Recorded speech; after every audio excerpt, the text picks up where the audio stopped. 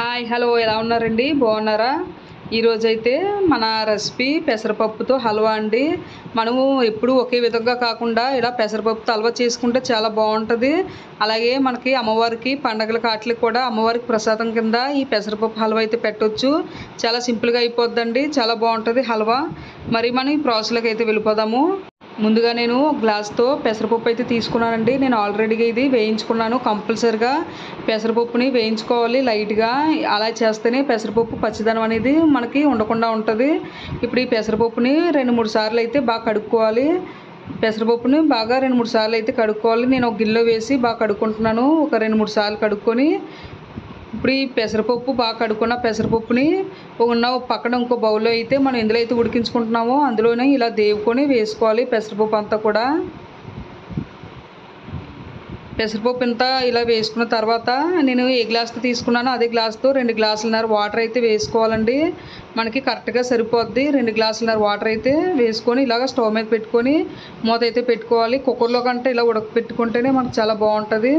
అయితే ఇప్పుడు పక్కన మనం పంచదార పాకం కూడా రెడీ చేసుకుందాము. నేను దేంతో అయితే పెసరపప్పు తీసుకున్నాను దాంతో పంచదార అదే గ్లాస్తో పంచదార అయితే తీసుకొని బౌల్లో వేసుకున్నాను. గ్లాస్లో సగానికి వాటర్ అయితే పోసి స్టవ్ మీద అయితే పెట్టుకున్నాను. ఇప్పుడు పంచదార బాగా కరగనివ్వాలి. మనకి పంచదార బాగా కరగాలి. చూడండి పాకం అది రావాల్సిన పని అయితే లేదు. పంచదార మనకి మరిగితే సరిపోద్దండి. ఇప్పుడు ఇందులోకి నేను కొంచెం ఫుడ్ కలర్ అయితే కొంచెం ఇలాచి పౌడర్ అయితే వేసుకుంటున్నాను. ఒక స్పూన్ ఇలాచి పౌడర్ వేసుకున్నాను. అలాగే కొంచెం ఎల్లో ఫుడ్ కలర్ కూడా వేసుకుంటున్నానండి. ఇది ఆప్షనల్ అండి, వేసుకుపోయినా పర్లేదు. నేను పొట్టుపప్పు తీసుకున్నాను కాబట్టి కొంచెం కలర్ గురించి ఇలాగ వేసుకున్నాను. అయినా సరే మనకి హల్వా అయితే మనకి కలర్ అయితే మారిపోద్దండి. ఇదే కలర్ అంటే ఇదే కలర్ రాదు. అలాగా మనకి లాస్ట్ అయ్యే వరకు కూడా కలర్ అనేది షేడ్ అయిపోతూ ఉంటుంది. చూడండి పప్పు అనేది కూడా మనకి ఉడికిపోయింది. పప్పు కూడా మనకి ఉడికిపోయింది. మనం పంచదార పాకం పక్కన పెట్టేసుకున్నాం కదా.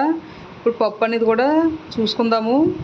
ఇలా చేత్తోని ఇలా మనం పలుకు అనేది ఏది కూడా లేకుండా ఉండాలండి. పప్పు ఇలా బాగా మెత్తగా ఉడికిపోవాలి. ఇప్పుడు ఇది మనం కిందకి దించేసుకుందాం. స్టవ్ మీద నుంచి కిందకి దించేసుకొని ఒకసారి గరిటెతో బాగా కలిపేసుకోవాలి. ఓకేనండి. ఇప్పుడు మళ్ళీ ఇంకో పెనం అయితే స్టవ్ మీద పెట్టుకోవాలి. అలాగే నేను దేంతో అయితే పప్పు తీసుకున్నానో అదే దాంతో 3/4 గ్లాస్తో నెయ్యి అయితే వేసుకుంటున్నానండి. పూర్తిగా గ్లాస్తో నెయ్యి అయితే పడుతుంది, కానీ ప్రస్తుతానికి 3/4 గ్లాసు నెయ్యి అయితే వేసుకున్నాను. ఇప్పుడు అందులో జీడిపప్పులు వేసుకొని వేయించుకోవాలి. ఇందులో ఇప్పుడే మీకు బాదం పప్పు అది కూడా ఉంటే సన్నంగా ముక్కల కింద పోసుకొని ఇందులో వేసుకోవచ్చు. అలాగే నేను జీడిపప్పు వేగింది తీసేసుకున్నాను కదా. ఇప్పుడు నేను చూడండి, ఇది నేను ఇంట్లో తయారు చేసుకున్న బియ్యం రవ్వ అండి. ఒక 2 స్పూన్లు ఉంటుంది వేసుకుంటున్నాను. ఇదే ప్లేస్లో మీరు గోధుమ రవ్వ కూడా వేసుకోవచ్చు. నేను ఇంట్లో ఉన్న బియ్యం రవ్వ అయితే వేసుకున్నాను. ఇది వేసుకోవడం వల్ల మనకి హల్వా అనేది మంచి టేస్ట్ అనేది ఉంటుంది. చూడండి నెయ్యిలో మనకి రవ్వ అనేది బాగా వేగింది కదా. ఇప్పుడు ఒక చిన్న టీ గ్లాస్తో శనగపిండి అయితే వేసుకుంటున్నానండి. నెయ్యిలోని బాగా మరిగిన ఈ నెయ్యిలోని చిన్న గ్లాస్తో టీ గ్లాస్తో శనగపిండి అనేది వేసుకొని బాగా వేయించుకోవాలి. శనగపిండి పచ్చివాసన పోయే వరకు కూడా బాగా వేయించుకోవాలి. మనకి ఇప్పుడు కలర్ అనేది మారిపోద్ది. చూడండి శనగపిండి అనేది మనకి బాగా వేగింది. ఇలా వేయించుకున్న తర్వాత ఇప్పుడు మనం ఇందాక తయారు చేసుకున్న పెసరపప్పు పేస్ట్ ఉంది కదండి, ఆ పప్పుని ఇప్పుడు ఇందులో వేసేసుకుందాము.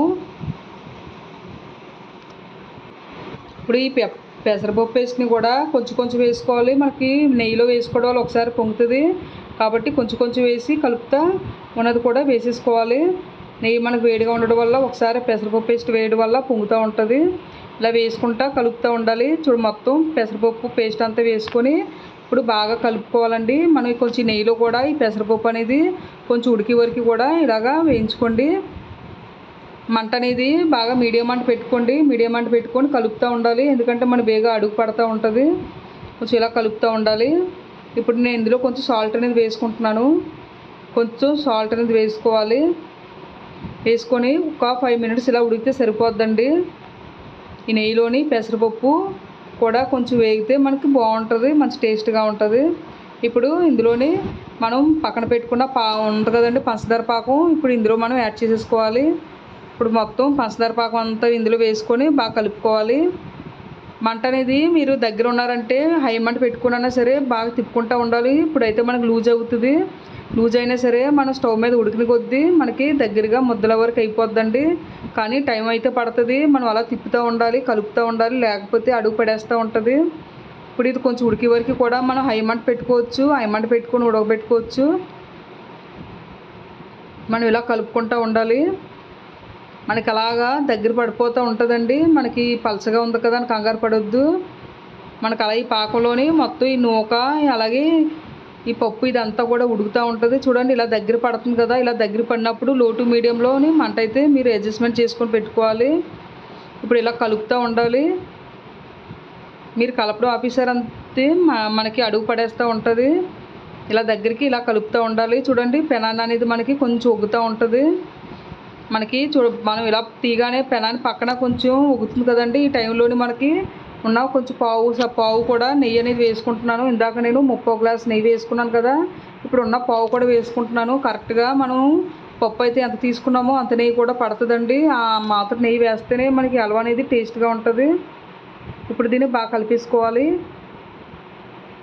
ఇప్పుడు ఈ నెయ్యిలో కూడా ఇది బాగా ఉడికించుకోవాలి. మనకు అలా దగ్గరగా చూడండి పెనాన్ని ఎలా ఉగ్గుతుందో ఈ హల్వా అంతా కూడా. ఇప్పుడు మనకి ఇలా పెనాన్ని పూర్తిగా ఉగ్గే వరకు కూడా మనం ఇలాగా ఇందులో వేయించుకుంటూనే ఉండాలి. పూర్తిగా నెయ్యి అనేది ఉగ్గేస్తూ ఉంటుంది. మనకి పెనాన్ని అనేది ఈ హల్వా అనేది ఉగ్గేస్తుంది. ఇప్పుడు వరకు కూడా మనం ఉంచుకోవాలి. మనకైతే దగ్గర అయిపోయిందండి. చూడండి పెనంతో తిప్పుతున్నా సరే మనకి హల్వా అనేది పక్కకు జరిగిపోతుంది. అంటే ఎక్కడ కూడా మనకి పెనాన్ని అయితే అంటుకోలేదు. ఇప్పుడు మనం ఇందాక వేయించుకున్న జీడిపప్పు పలుకులు కూడా ఇందులో వేసి కలిపేసుకోవాలి. మనం దించుతున్నప్పుడు చేసి జీడిపప్పు పలుకులు వేసుకోండి. చూడండి ఎక్కడ కూడా మనకు అంటుకోలేదు. ఇలా ఇక్కడ వరకు కూడా కొంచెం ఓపికగా చేసుకొని దగ్గర ఉండి ఇలా కలుపుకుంటూ ఉండాలి. మనకి సరికొత్తగా ఉంటుందండి ఈ హల్వా. ఇలా కలుపుకుంటూ ఉండాలి. ఓకేనండి, మనకైతే హల్వా అయితే దగ్గరికి అయిపోయింది. ఇప్పుడు వేయించుకున్న జీడిపప్పు పలుకులు కూడా వేసేసుకొని ఒకసారి కలిపేసుకొని స్టవ్ ఆఫ్ చేసేసుకోవడమే. అంతేనండి, మనకి వేడివేడిగా పెసరపప్పు హల్వా అయితే రెడీ అయిపోయింది. చాలా బాగుంటుందండి. కంపల్సరీగా మీరు ట్రై చేయండి.